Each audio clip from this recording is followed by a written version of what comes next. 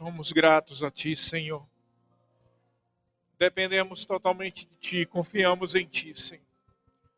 Obrigado pela honra de poder estar presente aqui nesse lugar, debaixo da unção correta, debaixo do Teu poder, debaixo da Tua graça.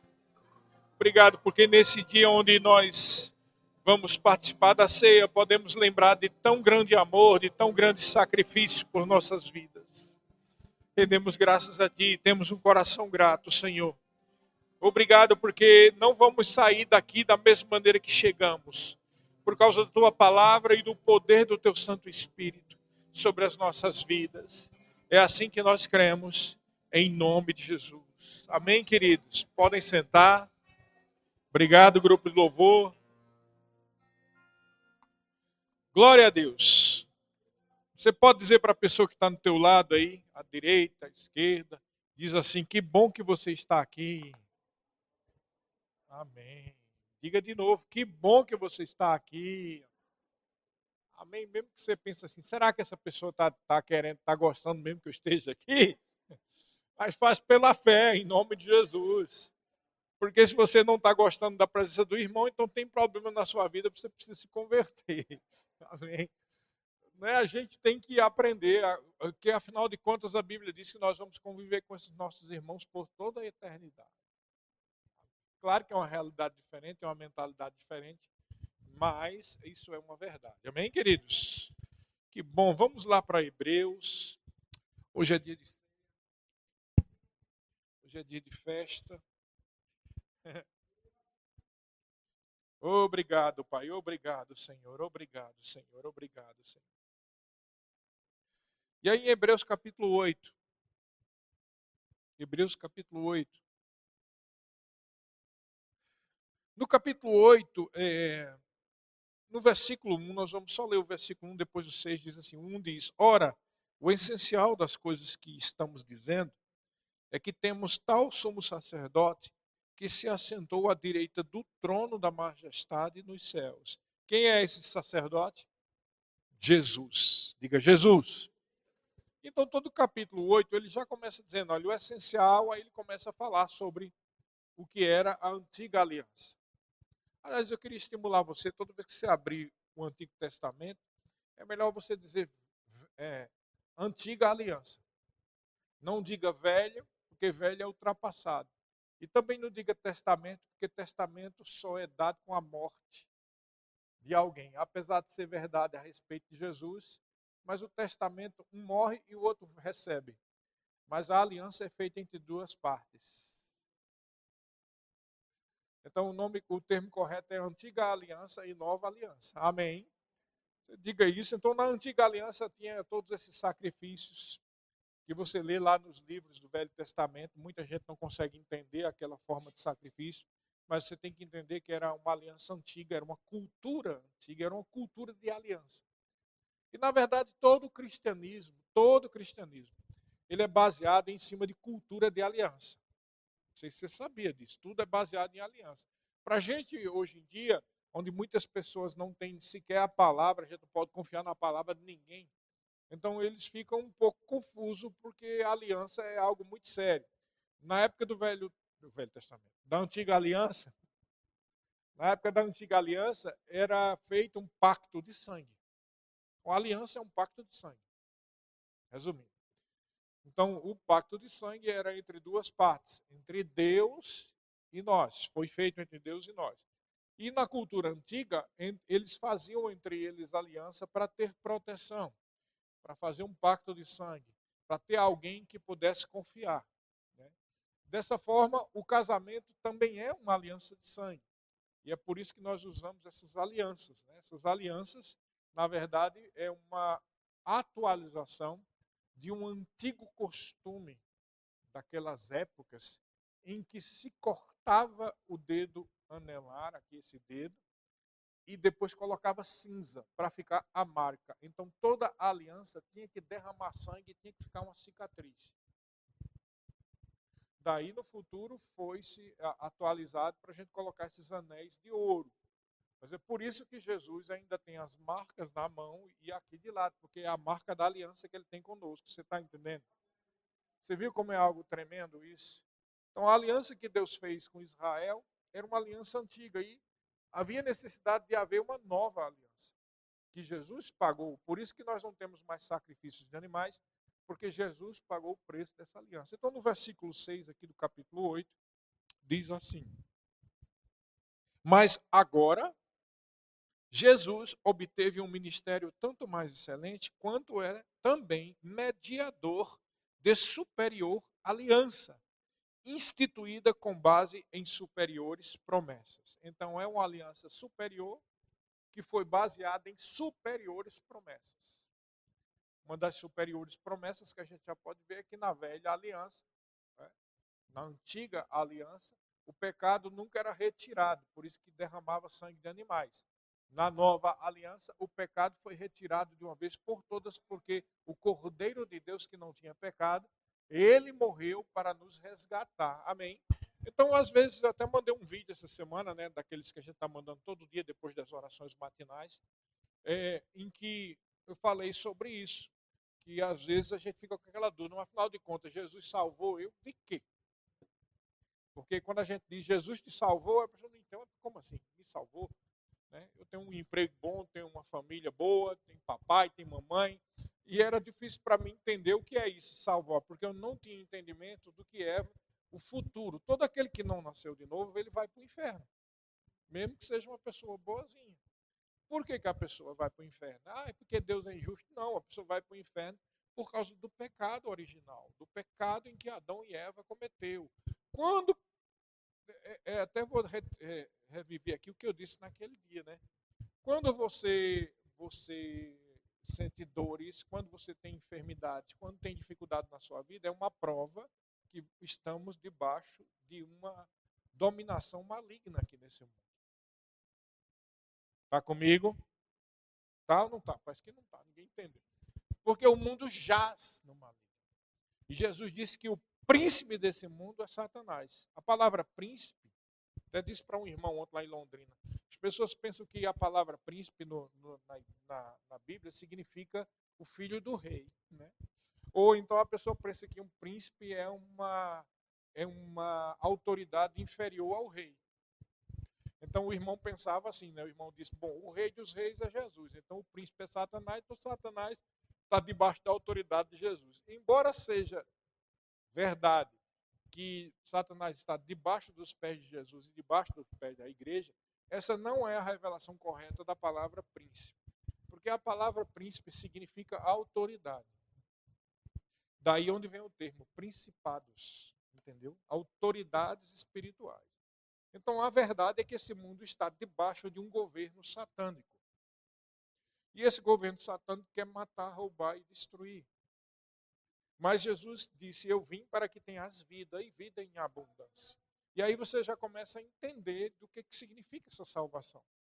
A salvação é para libertar você de tudo e de toda e qualquer influência. Porém, essa salvação só se cumpre na sua vida pela fé. Amém. Então, o pecado que Adão e Eva cometeu fez com que todo mundo fosse para o inferno. Deu a autoridade deste mundo a Satanás, ele é o príncipe deste mundo, e ao mesmo tempo fez com que todo mundo, filho de Adão, né, todos os descendentes, pela genética pecaminosa de Adão, todos nós fôssemos condenados. Então, é verdade que a gente tem doenças, tem enfermidade e morre com um determinado tipo de tempo. E tudo isso é resultado da queda do homem. Diga, isto é a queda do homem. Isto é a queda. Então, estávamos perdidos. A gente não só iria morrer cedo com doenças, mas a gente ia para o inferno. Né? Porque as pessoas, você precisa entender, as pessoas não vão para o inferno porque são mauzinhas. As pessoas vão para o inferno porque não recebem Jesus como Senhor e Salvador da sua vida. Essa que é a verdade. Então, o pecado que a pessoa tem não é retirado. E por não ser retirado, há uma condenação e uma sentença, que a Bíblia diz lá em Colossenses que é um escrito de dívida que havia contra nós. Esse escrito de dívida faz com que você seja devedor sem saber por quê. Né? Eu já sou devedor? Tá, você já é devedor, sem saber por quê. Então, você pode pensar que isso é injustiça da parte de Deus, mas você precisa entender que quem cometeu esse erro não foi Deus, foi o homem. está entendendo? O homem cometeu esse erro. E por causa disso, toda a humanidade foi condenada. Você pode também pensar assim, o que é que eu tenho a ver com o que Adão fez? Bom, e se você fosse filho de um pai que tivesse roubado muitas propriedades?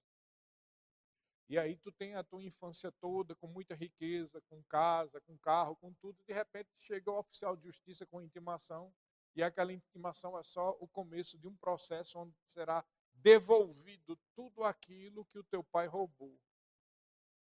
E aí você perde tudo, uma infância boa, com tudo bom, de repente você começa a viver na miséria juntamente com a sua família. Você pode dizer a mesma coisa, ué, o que é que eu tenho a ver com o meu pai? Mas tem a ver, mesmo que você não queira, o que o teu pai fez traz consequências sobre você. Agora só é você voltar, o que meu avô fez, o que meu bisavô fez. Tem muitas pessoas que hoje vivem com uma certa propriedade, que na verdade foi um roubo de um bisavô, e você nem sabe. E de repente pode perder tudo de uma hora para outra. Aí o que é que o teu tataravô fez? Então vai regredindo até chegar em Adão, que tu vai entender que mesmo que tu não tenha nada a ver, mas você sofre a consequência dessa queda. Você entendeu? E aqui eu estou falando de dinheiro, mas tudo na nossa vida é consequência dessa queda. E foi por isso que Jesus Cristo veio ao mundo, para desfazer as obras de Satanás. Por isso que você tem que ter um coração grato, porque você ia para o inferno. Mas o que Jesus fez te deu acesso à presença de Deus, te fez ser um filho de Deus. A Bíblia diz lá em João capítulo 1, versículo 12, a respeito de Jesus, diz assim: mas a todos quantos o receberam, Deus deu-lhes o poder de serem feitos filhos de Deus. A saber quem são os filhos de Deus? Os que creem no nome de Jesus. Quem crê no Senhor é salvo. Diga, eu sou salvo. A Bíblia diz claramente sobre isso. Porém, a nossa vida muitas vezes não expressa essa salvação. Às vezes você vive doente, às vezes você tem muita dificuldade financeira, ou às vezes você tem muitos problemas psicológicos, ou a tua família é problemática, ou a tua vida tem sido difícil. E isso não é culpa de Deus, mas eu trouxe uma boa notícia para você, que você já deve ter ouvido, mas espero que hoje caia como revelação no seu coração. A boa notícia é que o tempo de prisão, de tristeza, de derrota acabou. Diga, acabou.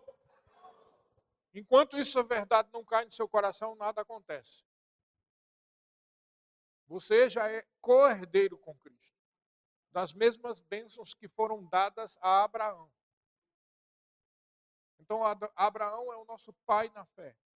Ele não é só o pai do povo judeu, mas ele é o pai de todo aquele que crê.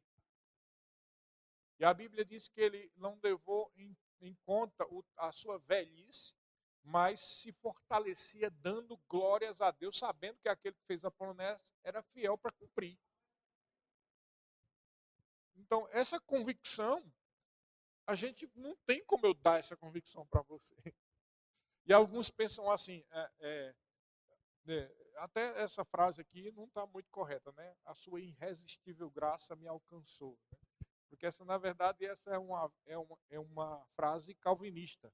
Eles acreditam que você, mesmo que não quisesse, a irresistível graça de Deus pegou você pela goela, e já que você é eleito, pastor, você vai se converter. Né?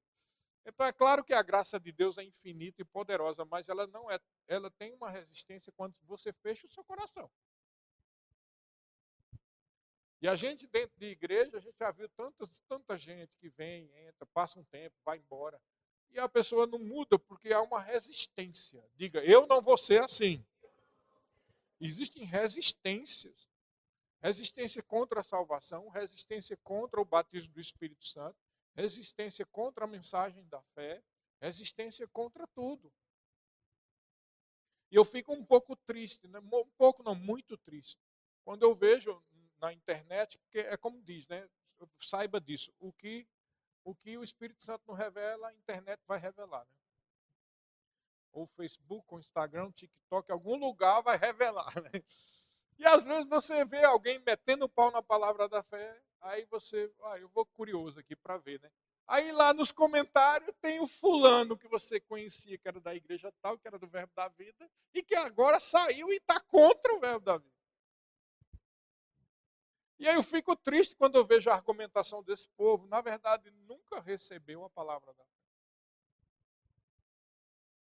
E eu gostaria que você entendesse que a sua vida não pode ser pautada pelo seu fracasso nem pelo fracasso dos outros. A sua vida deve ser pautada pela palavra de Deus. Guarde isso no seu coração e nunca se esqueça disso. Porque a maioria dessas pessoas que abandonam a palavra da fé dizem, eu confessava a palavra, eu cria do jeito que estava ali, mas não aconteceu comigo. Ou eu conhecia alguém que não aconteceu. Ou eu conhecia alguém que o povo da igreja orou, mas mesmo assim morreu de câncer. Ou eu conhecia. Ou seja, interessante, todas essas argumentações são baseadas em fracassos. Todas essas argumentações são baseadas em coisas subjetivas, porque você não conhece o coração de ninguém. Você deve dar conta da sua própria vida e do seu próprio coração. Aí a questão é, peraí, mas o que é que a Bíblia diz a respeito disso? A Bíblia diz que nós estamos em uma superior aliança. A Bíblia diz que Jesus levou sobre si as nossas enfermidades, querido. E eu sei lá porque a pessoa não é curada. Eu não sei, eu não sou Deus. Eu só sei o que a Bíblia diz. É o que a Bíblia diz. E ainda que eu morresse, eu ainda continuaria com a Bíblia. E se eu morresse, aconselho a toda a minha família a não ficar também decepcionada com a palavra de Deus, porque eu morri. Estou colocando assim o meu nome mesmo para vocês entenderem, tá? Porque é muito vergonhoso as pessoas abandonarem a palavra de Deus porque fulano morreu, porque não funcionou com ele. E eu nunca vi nenhum desses homens e mulheres que falam mal da palavra da fé me mostrar prova bíblica de que a gente está errado. Eu vejo provas de fracassos. É uma teologia, uma doutrina baseada no fracasso. Não, eu não vou ficar com fracasso, eu vou ficar com o que está escrito, porque o meu Redentor vive. E como disse Abraão, ele creu que aquele que fez a promessa era poderoso e fiel para cumprir. A grande questão é, será que a gente está crendo com a mesma fé de Abraão? Ou a nossa fé é circunstancial? Depende das circunstâncias. O que acontece é que eu estou vendo esse monte de gente que deixa a palavra da fé, todos eles. E eu posso chamar, fazer um relato, juntar todos eles, 20, 30, 40, e eu faz igual aquilo que Tasso Licurgo fez, né? Um cristão contra 20 ateus. Pode botar 50 que eu me sento na cadeira contra os 50. Que eu não tenho medo não de confrontar eles. Pode dizer, papaizinho morreu, eu morri. Eu morri não. Eu adoeci, as coisas não funcionou. Queridos, eu quero saber o que a palavra de Deus diz. Porque a palavra de Deus funciona. Mas ela só funciona quando nós agimos com a fé de Abraão, não é com a fé circunstancial. Você entendeu? Não importa que a coisa não está acontecendo, persevere. A Bíblia diz também que em Hebreus que temos necessidade de manter a perseverança. Porque aquele que fez a promessa, ele é fiel e ele fez promessas. Não só da gente ir para o céu, mas ele fez promessas, por exemplo, de que era o nosso provedor. Eu gosto dessa música, né? Essa que cantou aqui. Eu me emociono com ela. Né? Hoje eu chorei também aí. Essa música que o André Valadão canta, como é que é? O refrão, como é que diz ela? Que cantou aqui. Isso, meu pastor. Eu gosto dela porque ela é bem bíblica. Meu pastor não vai deixar na minha vida nada me faltar. Então, às vezes a gente pensa que porque está tocando numa hora de oferta relacionado com finanças, mas ele está falando nada faltar. A Bíblia diz, o Senhor é meu pastor e nada, não vai faltar direção, não vai faltar graça, não vai faltar paz, não vai faltar unção do Espírito Santo, não vai faltar cura, não vai faltar, ele prometeu, querido. Prometeu. Ele prometeu. Eu nunca citei isso naquele meu testemunho sobre o caco de vidro que eu engoli, mas uma das coisas que me alimentava, eu não declarei naquele dia dentro do banheiro, mas eu fui dormir com a maior tranquilidade, porque uma das coisas que me alimentava era que Deus tinha me prometido que eu ia ter uma família. E tinha me prometido um futuro melhor do que o que tinha acontecido comigo no passado. Então eu fiquei com muita raiva de Satanás, sabe? Porque o bicho é atrevido, ele faz de tudo para você desanimar. Mas aquele que fez a promessa, ele é fiel. O diabo pode ter botado o veneno mais venenoso do mundo, que mata rato, para você morrer. Você sabe que não vai morrer, porque quem fez a promessa, ele é fiel. Ele é fiel. Precisamos ter essa convicção. É uma fé igual a de Abraão. Ele é o nosso pai da fé. Amém? Então é uma superior aliança. Diga superior aliança. Oh, glória a Deus. Agora vamos lá para Hebreus, capítulo 4. Rapaz, eu gosto do livro de Hebreus, isso. Eu gosto muito. Para mim é um dos melhores do Novo Testamento. Porque ele fala de aliança, de fé, de intrepidez. É um livro poderoso. Então, Hebreus capítulo 4, versículo 1 ao 3, diz assim: Portanto, visto que nos foi deixada a promessa de entrar no descanso de Deus, tenhamos cuidado para não parecer que algum de vocês deixou de alcançá-la. Olha só. Porque também a nós foram anunciadas as boas novas, exatamente como aconteceu com eles, ou seja, com os judeus. Mas, presta atenção aqui, ó. Mas a palavra que eles, os judeus, ouviram, não lhes trouxe proveito, ou seja, não se manifestou a promessa, porque esta palavra, porque não foram unidos por meio da fé com aqueles que a ouviam. Ou seja, a palavra pode não acontecer na sua vida porque não uniu o que você ouviu com fé.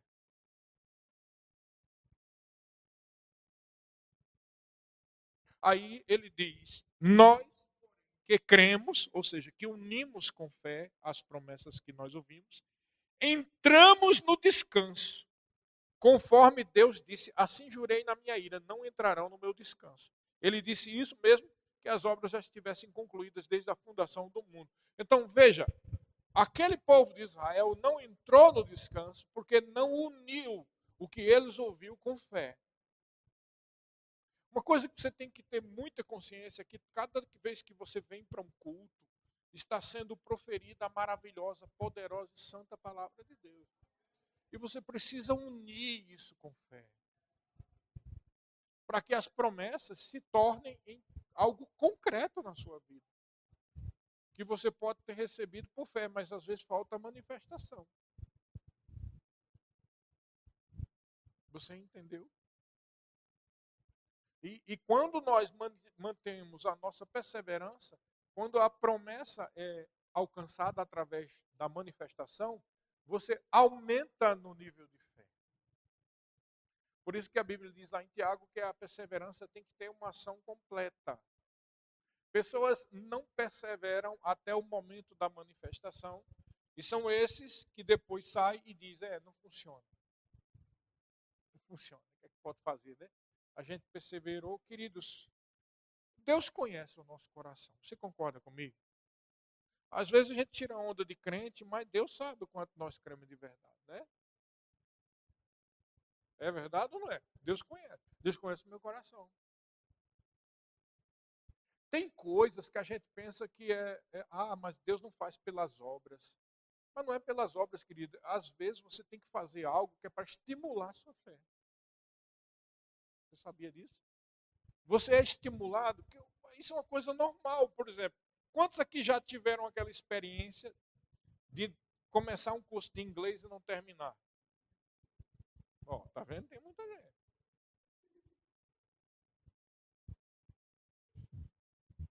Quando parecia que eu ia fazer um curso de inglês, eu e meu irmão, aí meu pai e minha mãe morreram no acidente. Foi uma pancada tão grande que eu parei, isso me desestruturou e eu tive dificuldade, eu não consegui mais fazer curso de inglês nenhum. Aí o que foi que eu fiz? Lançaram uns fascículos com o curso de inglês em cassete nas bancas de revista. Quem pegou esse tempo, hein? Era bom aquele negócio na banca de revista. E eu fiz a coleção completa. Hoje eu tenho um curso de inglês completo, mesmo antes da internet. Agora me diga quantas vezes eu fiz o curso. Nenhuma. Porque nós precisamos ir para um curso em um lugar aqui, ir até lá, pagar a matrícula, pagar a mensalidade para poder a gente valorizar, porque a gente está indo lá e está pagando. Isso é do ser humano, a gente tem uma tendência a pegar leve naquilo que a gente não está gastando dinheiro. Eu vou dizer uma triste estatística aqui, eu espero que se você está nessa estatística, peça perdão a Deus e depois se encaixe. Né? Mas é algo geral, isso acontece no Brasil todo. A maioria das pessoas que são abençoadas com a bolsa do Rema termina desistindo do Rema. É triste. E aqueles que pagam e se esforçam e quase não conseguem pagar, mas crer, esses terminam o Rema. Então é o mesmo problema. É por isso que você tem que, às vezes, ir para todo culto. Porque se não for para todo culto, você não vai valorizar a palavra de Deus. Porque todos nós temos esse problema sério de falta de disciplina. É ou não é? Então, é uma bênção para mim que eu venha todo dia de manhã aqui para a igreja e declarar umas palavras aqui. Eu declaro essas cadeiras cheias em nome, declaro gente curada, batizada, todo dia aqui. Porque não é só porque eu estou declarando, né? Ah, que pastor, que bem. Não, porque isso me estimula a fé também. Essas atitudes, não é que a gente está conquistando Deus pelo coração porque a gente está fazendo alguma obra. Não tem nada a ver com isso. Tem a ver com você. É você que é abençoado. Não faltar nenhum culto é algo que você precisa. Da mesma maneira, dar dízimo e oferta. Você precisa dar dízimo e oferta. Porque é uma forma de manter o coração grato a respeito das suas finanças. É como o pastor disse, não é bom ter dízimo para dar? Pior é não ter, porque está desempregado. É melhor ter dinheiro, e é Deus quem nos dá força para a gente trabalhar. Não é verdade? Então veja que tudo é uma questão de juntar o que ouviu com a fé. Então, para os israelitas, as palavras que eles ouviram não teve proveito nenhum, porque eles não juntaram com aquela palavra que eles ouviram a fé. Em Romanos capítulo 8, chega a 10, aliás, naquele texto que fala sobre esta é a palavra da fé, né? Se com a boca confessar Jesus como Senhor em seu coração, ali lá adiante diz assim, porque a fé vem pelo ouvir, e ouvir a palavra de Cristo, a palavra de Deus. Aí Paulo faz a pergunta, mas espera aí, porventura Israel não ouviu? Aí tem link com isso aqui. Aí ele diz, não, sim, todos os dias Deus se levantou para falar com um povo incrédulo. Por quê? Porque eles não juntaram com a audição a fé na palavra de Deus. Você está entendendo? Então, eu não sei como será o seu futuro. O que é isso, pastor? O que eu sei é que Deus te dá um bom futuro. Agora, eu não sei se você vai juntar a fé ao que você está ouvindo. Por isso que eu não sei. Muitas pessoas naufragam na fé. Muitos se desviam. Muitos desistem. Muitos se sentem injustiçados. Mas a gente precisa aprender que nós somos pagos por Deus, não é pelas pessoas. O problema da gente é que a gente espera que os outros reconheçam o nosso trabalho. E os outros são os outros, tem problema tanto quanto você. Mas quando nós reconhecemos que a nossa provisão vem de Deus, o Senhor seja louvado. Quando nós reconhecemos que a unção e a graça vêm dele. Quando reconhecemos que a nossa vida, nós estamos de pé por causa do favor, da proteção dele. Quando nós reconhecemos que o trabalho e o dinheiro que a gente tem, no trabalho que a gente tem, seja qualquer que seja, vem por causa da bondade de Deus. Quando a gente tem esse coração grato, querido, a gente para de se preocupar com os outros. muitas dessas pessoas que eu estou dizendo que eu via os comentários, eu conheci alguns. E eram pessoas que, no final das contas, estavam talvez esperando que o seu pastor ou o seu líder desse um cargo, né, ou reconhecesse alguma atitude, alguma coisa. Aí a pessoa não tem isso, aí pronto, desiste de tudo. Meu Deus, que espécie de evangelho é esse? Tão fraco na vida desse povo. Porque o meu Redentor vive, o seu Redentor vive. Então viva como quem crê nesse Redentor. Porque o mundo pode passar e as pessoas podem passar, mas a palavra do Senhor não vai passar. Não vai passar.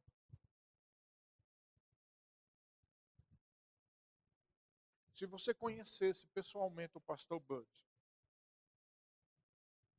você ia entender alguma dessas coisas que nós estamos falando. Porque se você conversasse com o pastor Bud, você ia ver que ele era um homem extremamente simples, de um vocabulário simples. Ele era um caminhoneiro nos Estados Unidos e caipira, do Alabama. Então, um caipira do Alabama que é caminhoneiro é como um irmão aqui que não sabe nem falar direito e mora no interior do Paraná e vive de caminhão. É a mesma coisa, aquele vocabulário, aquela maneira de agir. E você ia ficar admirado como é que Deus pega um homem desse e faz ficar à frente do ministério forte como esse. Sabe por quê? Porque a diferença do pastor Bud é que ele não negociava a palavra.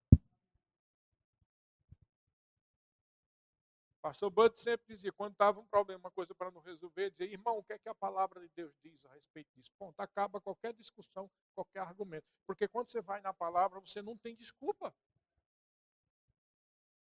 A coisa não está funcionando. O que é que a palavra diz? Ah, não, pastor, vamos.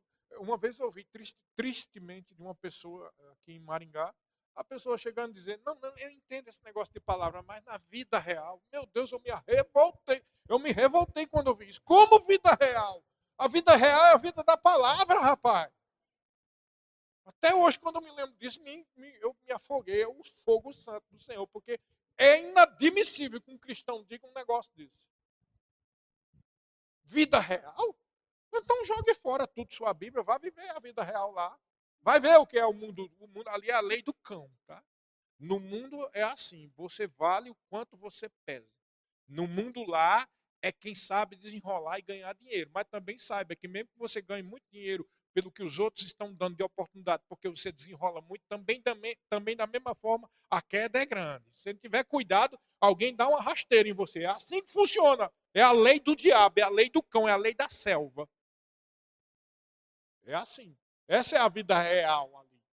Mas a minha vida é na palavra.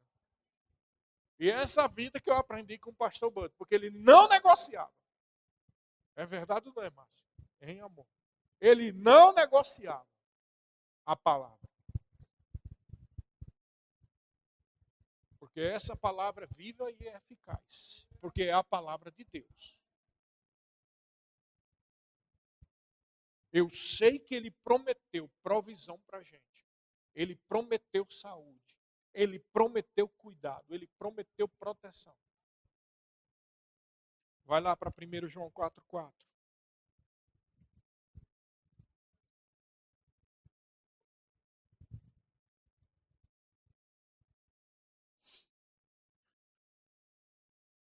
Primeiro João 4,4, o apóstolo João disse assim pelo Espírito: Filhinhos, vocês são de Deus e venceram os falsos profetas, porque aquele que está em vocês é maior do que aquele que está no mundo.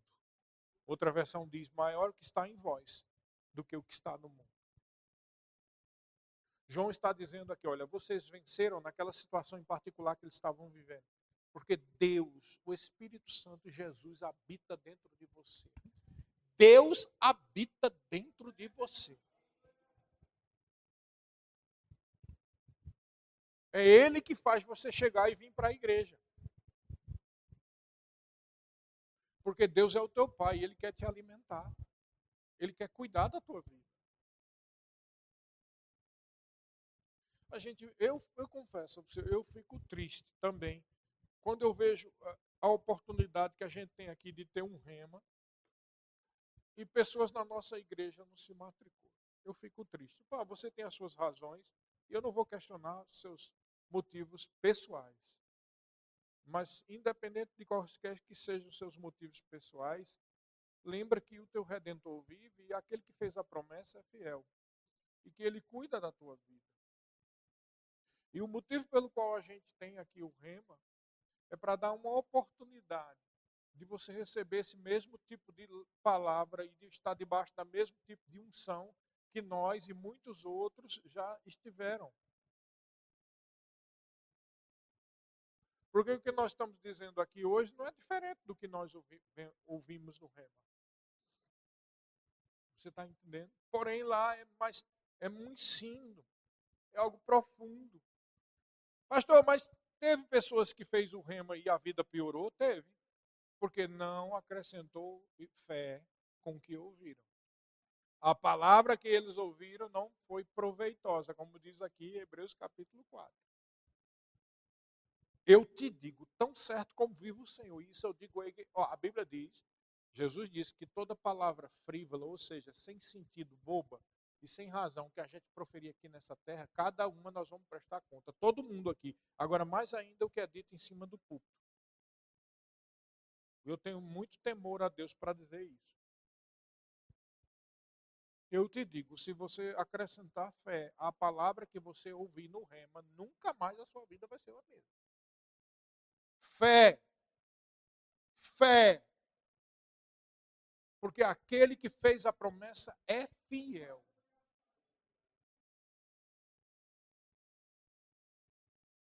Ele é fiel.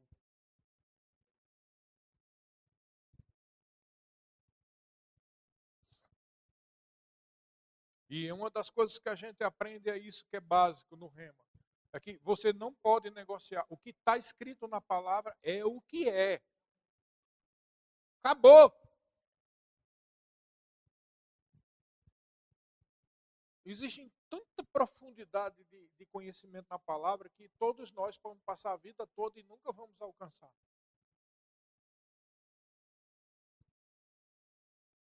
Autoridade espiritual é algo que a gente aprende simplesmente e de uma forma pura.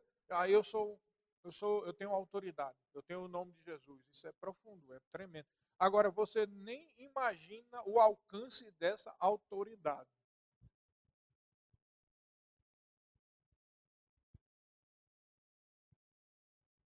Paulo diz: a nossa luta não é contra carne nem sangue, mas contra os príncipes e autoridades que estão voando nas regiões celestiais, que habitam aqui neste mundo tenebroso, cheio de trevas, que jaz no maligno que foi dado a Satanás. Mas a Bíblia diz que ele nos deu autoridade para pisar serpentes e escorpiões. Então, a autoridade espiritual é muito mais profunda do que você imagina. E talvez você ainda não tenha percebido um dos grandes motivos pelo qual Jesus Cristo veio. Em primeiro lugar, ele veio para nos dar saúde, ele veio para nos dar vida, vida em abundância, ele veio para nos dar vida eterna e salvação.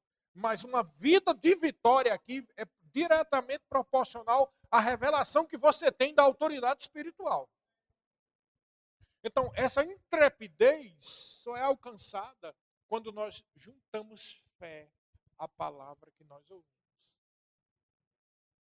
Por isso que o rema é importante. Porque você vai tendo um rema, vai recebendo aquilo, e você vai, rapaz, cão dos infernos não vai mais destruir a minha família, não.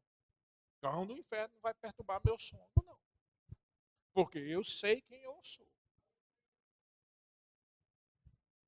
Eu me lembro que teve uma das campanhas do Rema, acho que uns 4 anos atrás, que dizia assim: os 2 dias mais importantes que alguém tem na vida é o dia que ele vem ao mundo e o segundo dia é o dia que ele sabe por que veio ao mundo. Na verdade, essa declaração é de um escritor americano chamado Mark Twain. Algumas dessas declarações que a gente vê solta na internet foi feita por algumas pessoas, escritores, filósofos, algumas pessoas assim. Mas essa declaração devia estar na Bíblia, né? Porque é certo, é correta. dia que você nasceu foi um grande dia para a tua vida, mas o dia proporcional a isso é o dia que você descobre para que é que você veio. E o rema proporciona isso para você. Você descobre o motivo pelo qual veio. E eu posso dizer de mim que eu descobri isso, porque eu não entendia tanta chapa. Lá no Nordeste tem esse termo, não sei se a Márcia entende essa. Chapuletada. Alguém conhece? Chapuletada é pancada. Meu Deus do céu, quanta pancada eu tive na minha vida, a começar do nascimento. Meu pai teve que escolher entre a vida da minha mãe e eu, porque eu fiquei entalado dentro do canal vaginal. Isso que eu tive muita dificuldade hoje em lugar fechado, deu claustrofobia, porque no meu nascimento o diabo já tentou matar. E quase morre. E aí o médico puxou com fósforo e aí marcou, né? Minhas orelhas até hoje estão quebradas aqui, porque isso é cartilagem. Até hoje, você vê aqui, ela é toda quebrada. O pessoal, quando era criança, dizia, olha que engraçado, a orelha de Serginho é toda quebrada. Parecia um ET com a orelha, o Spock. Porque era pior ainda, né? Porque quando a gente é bebê, criança, a coisa fica mais ainda deformada. Então, desde criança, meu amigo, quando a minha mãe estava comigo dentro da barriga, uma abençoada levou ela inocente, coitada, levou ela para dentro de um terreiro de macumba, de candomblé. Minha mãe ficou com medo lá e as cantimbozeiras lá começaram a dizer um monte de coisa e ela grávida com eu dentro. Então, até praga, pré-parto teve também, né? Por isso, aí teve mais na hora do nascimento. E tantas outras coisas que aconteceu comigo na minha vida toda, cara. Até esse caco de vidro aí. E eu ficava me questionando que espécie de alvo o diabo botou na minha vida, porque eu não sou tão importante. Ei, pai, aí onde está o erro? Você é importante. Diga, eu sou importante. Por isso que eu descobri que proporcionalmente ao cuidado que Satanás tem para destruir a tua vida, é proporcional ao medo que ele tem de você. Entendeu? Ele tem medo de você. Por isso que ele fica atormentando. Ele traz problema, ele traz acidente na família, ele traz doença, porque ele quer matar você, deixar você com medo ali, acuado. No dia que você começa a aprender essas verdades no rema, ajuda muito isso, você começa a dizer, opa, Satanás, acabou a sua festa aqui, a sua ciranda. Na minha vida você não vai mais atormentar mais não. E eu estou dizendo, saia da frente, porque aquilo que você temia vai acontecer com você. Entendeu? Lembra ele, é que ele vai passar a eternidade no lago de fogo. Para de ter medo do diabo, o diabo está debaixo dos teus pés. Acrescenta fé às palavras que você está ouvindo. Porque senão fica sem proveito nenhum. Aí é como esses irmãos. Ai, não funcionou, não teve proveito. Como é que vai ter proveito se a pessoa tinha outros interesses? Eram os interesses particulares, era porque queria uma oportunidade, era porque, querido, esqueça esse negócio de oportunidade, essa coisa de alguém valorizar você. Quem te valoriza é Cristo, quem te valoriza é Deus. O diabo chegou e disse lá, né, aqueles filhos do judeu, disse, vamos expulsar em nome do Jesus que Paulo prega. Aí os demônios disseram, a gente sabe quem é Jesus, nós conhecemos Paulo. Ou seja, eles conheciam Paulo, olha só. Mas vocês, quem são? Então, ele sabe quem você é. O diabo sabe quem você é. E porque ele sabe, é por isso que ele fez você ser rejeitado, você ser escanteado, fez você não ter chance na vida. É ele que está por trás disso, não é Deus não, rapaz. Eu não tive sorte, nasci numa família pobre. A gente pode nascer numa família pobre, mas quando nós temos o Senhor como o Senhor da nossa vida e entendemos essa verdade, independente da gente ter nascido na família mais pobre, a provisão de Deus vai chegar na nossa vida.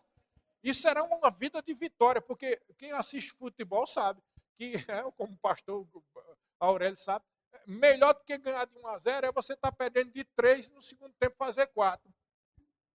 É histórico, é apoteótico. Ninguém se esquece disso. Sabe? Ainda dá tempo para você virar o jogo da sua vida. Você está levando de 3-0 e o time está ruim. Eu estou dizendo para você que há poder e graça de Deus para virar para 4-3. Mas se você entregar os pontos, como acontece com alguns times de futebol, leva 3 não, vai para 4, vai para 5. Ah, então não funciona. Funciona! Junte fé ao que você está ouvindo. Por isso que a gente divulga tanto rema, querido. É para vocês crescerem na palavra. Porque eu te digo, assistir só um culto no domingo aqui não vai dar palavra suficiente para você vencer a vida, não, viu? Essa palavra que a gente está ouvindo agora é boa. Mas melhor se você ouve todo dia. Porque nem só de pão viverá um homem, mas de toda palavra que procede da boca de Deus. Você precisa da palavra todo dia. Todo dia você precisa da palavra de Deus. Todo dia. Ora, o mundo jaz no maligno. Você tem uma carne que se cansa. Você tem que dar um alimento para você maior do espírito que é da carne. Você entendeu? Então, a boa notícia é que nós estamos numa superior aliança, baseada em superiores promessas. E o nosso Redentor vive. E aquele que fez a promessa é fiel, ele vai cumprir, queridos. Diga comigo, ele vai cumprir o que ele prometeu para mim. Ele vai cumprir. Ele vai cumprir. Nem que seja no último minuto do segundo tempo, mas algo vai acontecer. Algo vai acontecer. Não desista, não retroceda. A Bíblia diz. Vamos aqui para Hebreus, é muito bom. Vamos Hebreus 10, me veio agora. Bom esse livro, rapaz. Hebreus 10, vamos lá.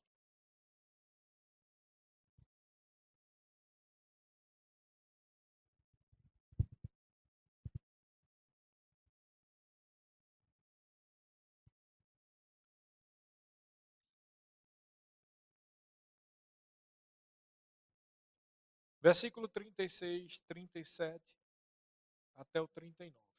36 diz: vocês precisam perseverar para que, havendo feito a vontade de Deus, alcancem a promessa. Versículo 37.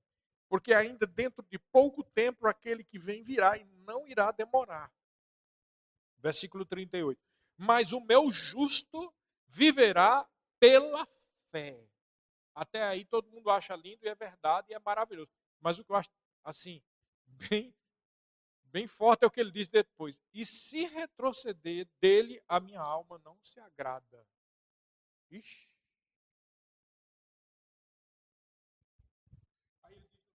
9. Nós, porém, não somos dos que retrocedem para a perdição, mas somos da fé para a preservação da alma. Diga, eu não retrocedo. Diga, eu sou da fé.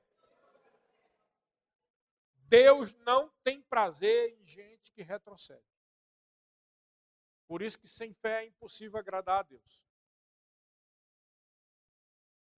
O problema da gente é que a gente vive numa geração, como diz o pessoal aí, Nutella, né? Então o que é que acontece? A gente pensa assim: ah, se eu soubesse que era assim, eu nem tinha vindo para a igreja. Como assim, irmão? Ah, pai, toda hora tem que perseverar, toda hora tem que confessar a palavra, e tem que orar, e tem que vir para o culto. Melhor nem ter procurado saber dessa coisa. É ir para o inferno e perder a salvação? O que a gente precisa entender é deixar de ser frouxo e entender que o mundo jaz no maligno. Então nós já entramos na guerra mesmo sem querer. Se você tivesse nascido em Israel naquelas guerras lá, você tinha opção?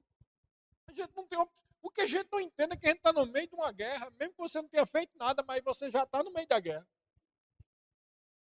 E a opção A é lutar, a opção B é ser fuzilado, entregar a vida, entregar os pontos. O que é que você prefere? Porque eu te digo, eu prefiro pegar o fuzil e ir para a guerra. Pelo menos eu tenho uma chance. Mas o que é maravilhoso é que Deus já nos deu a vitória em Cristo Jesus. E ele diz, essa é a vitória que vence o mundo, é a nossa fé. Então é uma batalha que já foi ganha quando você assume a posição diante de Deus. Mas o povo acha que é difícil, tudo é difícil. Jesus Cristo disse, olha, vinde a mim, todos vós que estáis cansados, é lá, Mateus, vamos lá, Mateus capítulo 11. Ele disse, vinde, venham a mim todos vocês que estão cansados, sobrecarregados, 11:28, e eu os aliviarei. Tome sobre vocês o meu jugo e aprendam de mim, porque eu sou manso e humilde de coração. E vocês acharão descanso para a sua alma, porque o meu jugo é suave e o meu fardo é leve. Tem gente que lê isso aqui, oh Jesus, como é bom, como é maravilhoso. Mas uma coisa que você talvez não tenha percebido, e espero que tenha percebido a partir de agora, é que isso aqui só acontece com quem junta fé com o que ouve. Porque a gente conhece muita gente que o fardo é pesado, o jugo é ruim, não tem paz e está dentro das igrejas. E se Jesus, que fez a promessa, é fiel, ele é fiel para cumprir. Você concorda comigo? Mas acontece que só se cumpre quando a gente crê. Você precisa crer de todo o coração. Jesus, eu não vou viver debaixo de tormenta, porque tu prometeste que o jugo é suave, o fardo é leve e que eu teria paz. Porque você precisa entender, quem está tirando a tua paz não é Jesus, não é a circunstância, é o diabo. Você precisa reconhecer quem é o teu inimigo. E a melhor maneira de vencer o diabo não é dizendo, sai, Satanás, e sai daqui. Sabe como é aqueles irmãos da batalha, da guerra espiritual? Eu vou marchar. Não, a melhor maneira é dizer, Satanás, tu nem se levanta, porque o que Jesus fez por mim, eu estou dizendo que está anulado. Nem me venha dizer que eu vou morrer cedo, que eu não vou morrer cedo, coisa nenhuma. Então, assuma a posição de superior. Pare de bater de frente. Quando você bate de frente, você se torna igual a ele. Você é um general. Satanás é um exército com pincha. Todos eles estão submetidos ao nome de Jesus. Mas tem gente que quer bater de frente. E sai, e vem, e vai. Aí, como toda guerra, tem hora que a linha vai para frente, tem hora que a linha vai para trás. Né? Na Primeira Guerra Mundial era isso. Tiveram que fazer um amistício porque ninguém não resolvia. Foram não sei quantos milhões de pessoas que morreram. Uma hora a linha da guerra ia para frente, outra hora ia para trás. E aí eles cavavam aqueles buracos. Gente morreu com doença dentro daqueles buracos porque nunca resolvia. Ia para lá, ia para cá. Agora a gente precisa entender que você não é um soldado dentro de uma trincheira. Você é um general. Na trincheira a gente bate de frente com Satanás e fica difícil. Mas o que Jesus conquistou na cruz, a vitória já foi recebida. A vitória que vence o mundo é a nossa fé. Essa paz que Jesus garantiu precisa ser recebida pela fé. Então, a maior vitória que você tem com Satanás é por isso que tem gente que não entende, né? Tem gente que inventou essa história. Na Verbo da Vida tem a tal da unção do riso. Alguém já ouviu isso aqui? A unção, nunca ninguém aqui disse unção do riso, em lugar nenhum do Rema fala sobre unção do riso. O que a gente fala é o que nós estamos dizendo aqui, você ouve essas verdades, e a verdade é que o diabo vai querer que você fique triste, que você desanime. Sabe o que você tem que fazer? Você está derrotado, eu rio da sua cara. Porque a Bíblia diz que Deus ri lá no trono dos seus adversários. É melhor rir porque crê de todo o coração na palavra ou chorar? Eu te digo, tem que dar risada, porque o diabo quer que você chore. Tem gente que se escandaliza com risada, a unção do riso. Ninguém está fazendo palhaçada santa aqui não, meu irmão. Tem gente que precisa estar fazendo piada santa, palhaçada santa. Não. O que acontece é que nós estamos dando uma resposta de fé. Eu não vou permitir que a minha vida seja um fracasso e tristeza e depressão. Eu vou rir da cara do diabo, porque ele sabe muito bem quem eu sou. Você tem que rir da cara do diabo. O diabo queria matar. É bom quando é assim como o pastor Aurélio, que ri toda hora, porque já fica fácil, né, pastor? Entre você rir do diabo, o pastor Aurélio já dispara. Tá fácil. Mas tem alguns como eu, né, que tem uma cara de jumento brabo. Tem gente que tem medo de mim, porque E esse tem que fazer um esforço maior. Eu confesso, eu tenho que fazer um esforço maior, mas não é porque eu não sei que o diabo precisa eu dar risada dele. É porque eu estou tão acostumado a ficar sério que eu tenho que. Todos os músculos do meu corpo têm que desentrevar para poder eu dar risada.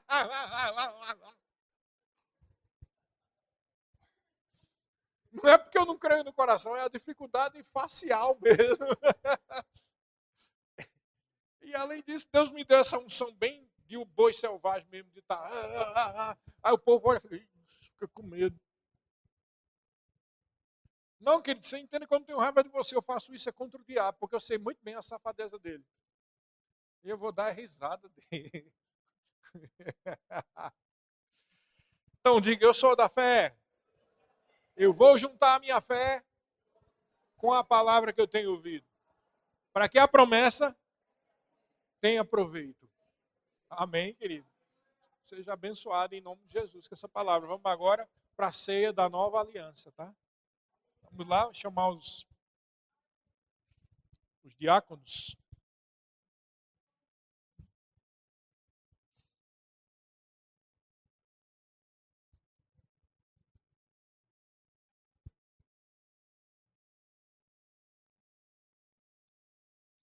Agora diga se Deus não é bom. Diga comigo, Deus é bom. Ele é muito bom, querido. Nós já temos tudo que nos conduz à vida de piedade. Já foi dado. Amém. Não temos que ficar tristes. Amém. Temos que ter atitudes, é claro, de cuidado, corretas e tal, mas isso não é motivo para a gente ficar triste. Não é não, Zé Luiz? Zé Luiz também está sempre rindo. Né? Não ri tanto quanto o pastor Aurélio, mas ri. A diferença é que o pastor Aurélio é mais audível. Ontem a gente foi lá para Londrina e pensa na família que era o tempo todo rindo, né? Aquela família daqueles irmãos. E, e o pai, o patriarca lá, um senhorzinho de idade, assim, baixinho. Toda vez que eu encontrava ele, ele dizia: a gente não faz muita coisa, não, mas Deus faz tanta coisa, é bom a gente ter um coração grato, né? Aí passou um tempo, eu encontrava ele entrando no banheiro, ele dizia: Deus é muito bom, né, rapaz? E a gente tem que estar agradecido com tudo que Deus faz. Toda hora, 3, 4 vezes eu encontrava ele rindo. É por isso que a família dele era toda daquele jeito. Tem uma grande parte dos que estão querendo fazer o rema. É gente alegre, amém? Gente que sabe que Deus nos abençoou, amém? Então, a palavra diz que Jesus, na última ceia, ele disse para os discípulos que estava com muita vontade de ter aquela ceia. Né? Eu acho interessante essa expressão de Jesus, é o único lugar que ele diz. Eu estava ansioso, muita vontade de ter essa ceia. Porque aquela ceia estava cheia de representatividade. E quando ele pega o cálice e o pão, ele diz isso. A respeito do pão, ele disse: esse é o meu corpo que é dado por vós. Ele estava fazendo aí alusão a o que aconteceu na Páscoa também, né? Que foi dado uma alimentação para os judeus antes deles atravessarem. E você sabe que a Páscoa, passagem, né? Na verdade, a palavra Pessar, que significa passagem, é, na verdade, uma tipologia do novo nascimento. Nós passamos pelo mar vermelho do sangue de Jesus. Os nossos inimigos egípcios, que são os demônios, foram derrotados. É isso que muita gente não se lembra. Né?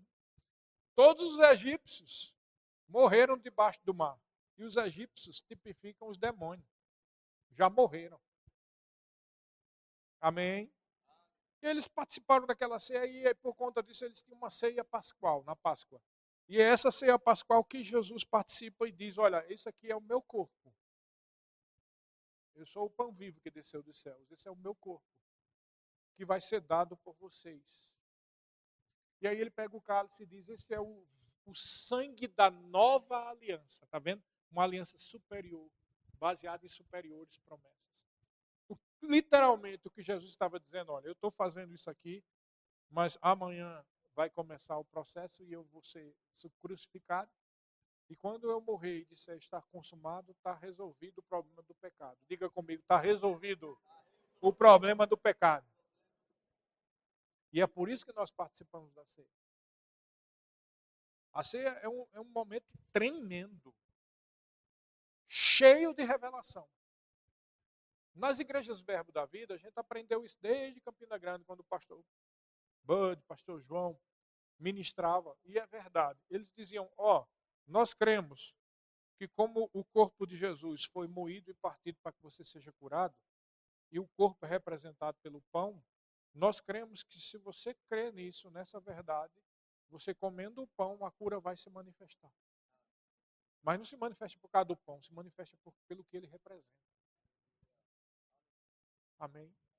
Eu creio em cura quando eu como e participo da ceia. Porque eu tenho uma aliança com Deus.